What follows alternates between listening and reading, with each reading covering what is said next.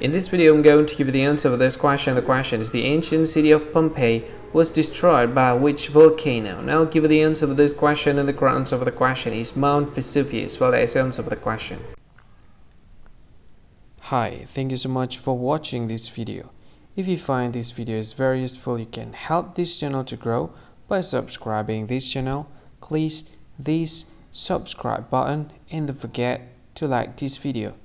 And if you find this video is not really good, or you don't really like this video, or you kind of feel that it's a little bit offensive or something like that, you can click this one, dislike button. You can do that anyway. And if you want to share this video with your friend, you can share it by clicking this share button, and you can share it to any social media that you wish that is currently available at this time, like Facebook, Twitter, LinkedIn, and many others. Right?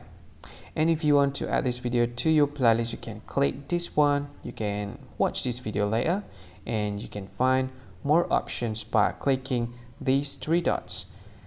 And yeah, don't forget to subscribe. I think that's all of it. Thank you so much for watching this video, and see you again in another video.